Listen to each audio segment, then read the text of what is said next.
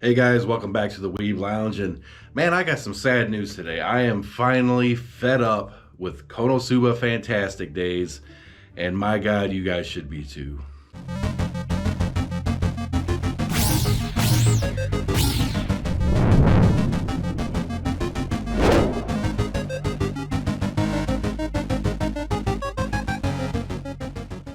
Now, I've been debating whether or not to keep playing this game for a little while now. There was a little bit of time where I really kind of put it down and hardly touched it at all.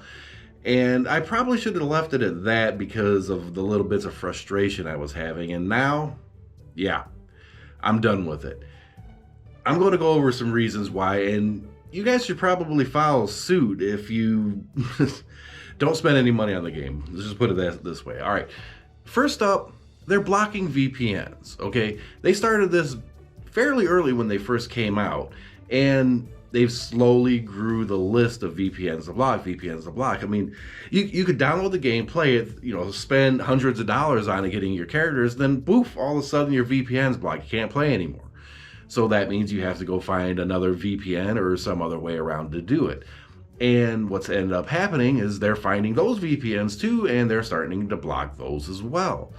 It's a horrible practice, and most games out there don't really require a VPN, or if they do, it's a simple region lock. Could have to do with licensing and everything, but for Konosuba Fantastic Days to go that extra mile to block, ban, and just do everything they can to keep people outside of Japan away from the game, it's a combination of licensing problems, stupidity, and greed, and none of them work. So basically, bad business practice, and I'm kind of fed up with it. Next up, it's more about the game itself or whatever. One, you got bad talent scaling. Now, most gacha games, you get multiples of the same character, you level them up, they get a little bit more powerful, and some games do this a lot better than others. Kono doesn't do it good at all. Like, let's take Melissa, for example. Melissa, the most powerful character in terms of DPS in the whole freaking game. Well, the problem is, when I first got her, the talents were 1-1-1. I took her out, had her do some fights, and got a good idea of what kind of numbers she could generate. And then I was like, okay, well, this is supposedly the best DPS character in the game. I'm going to whale it. I'm maxing her out. So I get her talents of 5-5-5, and lo and behold, you don't really see much of a difference. So actually scaling up characters like that doesn't really give you much of a benefit. At least a benefit that you can feel, a benefit that you can see. Maybe there's something hidden in the background or whatever, but if you're not seeing it and you're not feeling it, then it doesn't feel like nothing now, does it? Now, another issue I have is the very slow trickle of quartz coming in, okay?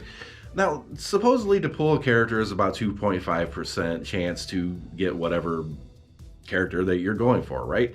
Well, that's not terribly an issue. That's kind of like an industry average, more or less.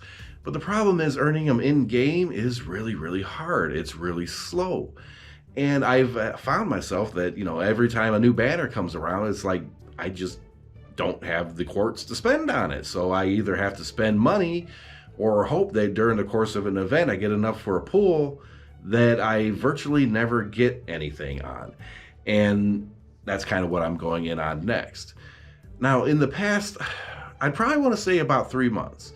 A lot of banners have come up. I've spent just a little bit of cash here and there trying to get some good rolls. It seems like whatever banner you're going for, that you're just not getting that. At least in my case. Okay, now this could be completely variable for all the players and everything, but in the past 3 months, anytime I've rolled on a banner to get a good, 4-star character or whatever, I get it. I either don't get it or I get a different character that I already had and or do not want. That's not even related to the banner.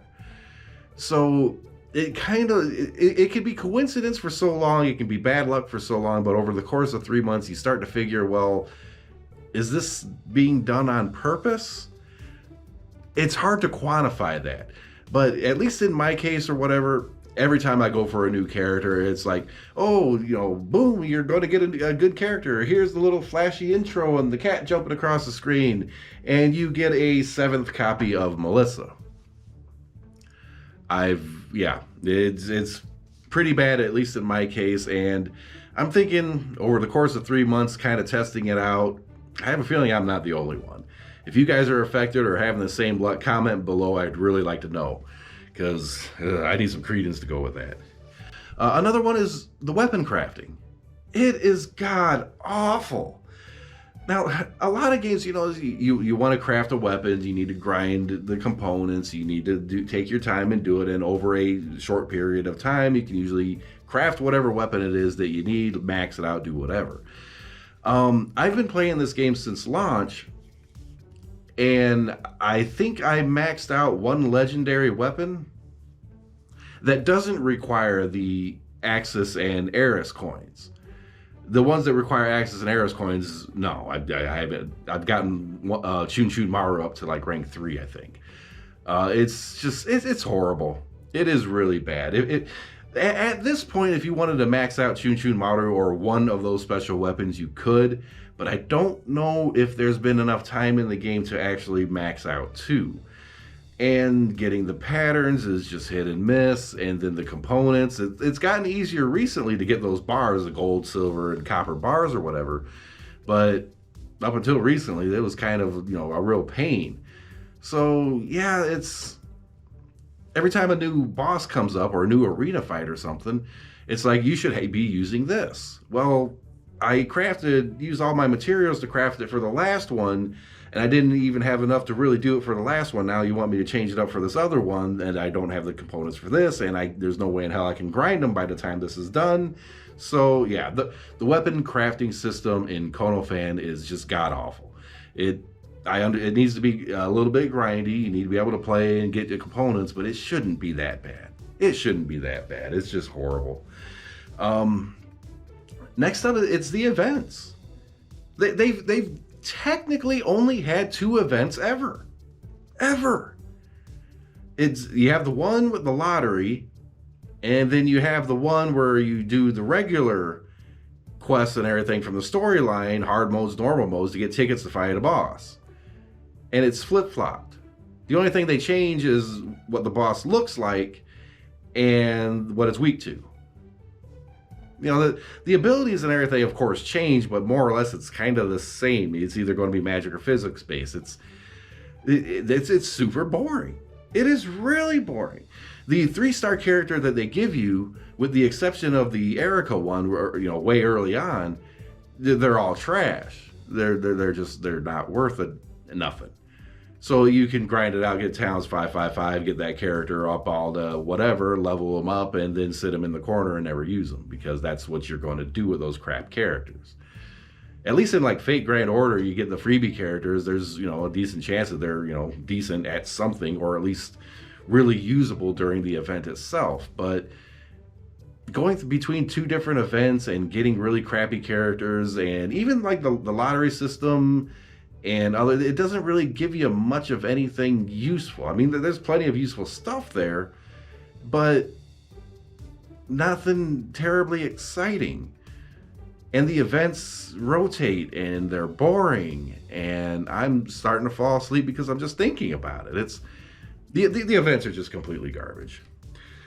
And another thing is the arena is always focused on the new gacha character. Okay, like the PvP, supposedly PvP arena, where you're trying to get the best rank and everything, it always seems like they take that arena boss and they're like, okay, well, this arena boss is going to be vulnerable to Earth, and we're going to do that to coincide with the new gacha banner that we have up with a new Earth character. And if you want to have the highest score or even be able to compete in this particular guy, it'll be really, really helpful to get this character out of the banner. I can understand that from a marketing perspective and a business perspective. It's actually pretty smart. But the thing is, it's like, maybe this character only works really well kind of for this little thing, and then you won't use them, or it could be just an overall crap character and it's kind of motivating you to get it because it just matches the suit, and then it turns out it's bad. And gotchas are all about that manipulation, and this is part of that manipulation, and it's bad manipulation. All right, it's just when it comes to PvP, it should be less about the specific character that you have and rather the best composition that you can create. It's give and take, but if you guys are following me, that it's this, the way they do it is just horrible. It's just really bad.